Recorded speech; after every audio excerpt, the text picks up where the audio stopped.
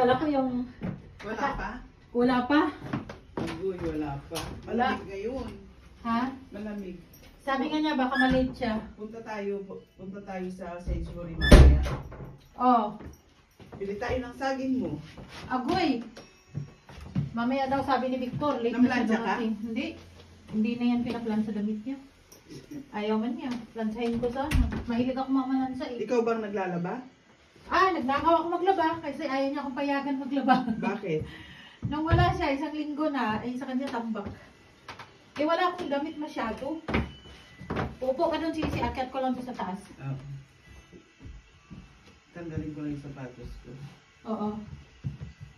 Akala ko yung lalaki na darating. Lumapit. Pakitanong mo nga kay Victor kung pwede akong makilaba dito. Ha?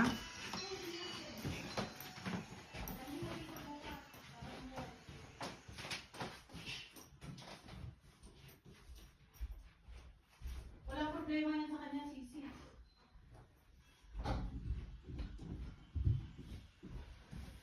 Kailangan kang tulungan kasi.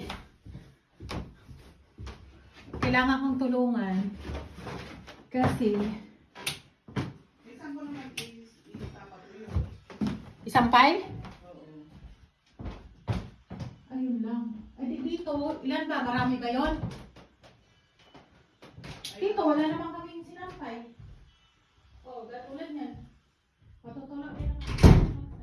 Oo. Ay, grabe mo. Nakalay ba ko? Hindi mo alam? Ay, ako, ay.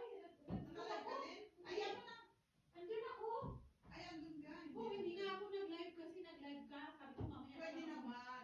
Mamaya na lang ako tanghali. Pwede. Pag-alis ko dito. Kung alis tayo, i-ano mo. Tapusin mo yan. Yan, lagay mo lang dito. Pwede ka naman mag-live kasi ano naman to student class. Kaya ako, hayaan mo, walang problema. Maka-ano lang, maka-update lang. Oo, mag-screencast na lang ako pag naturuan mo. So, gagawin natin. Makita ako kape ah. Ay, umiikot siguro. Ilagay mo dito. Betsy. I-connect mo sa wifi dito para... I-open na yung wifi mo. Walang nakakunik.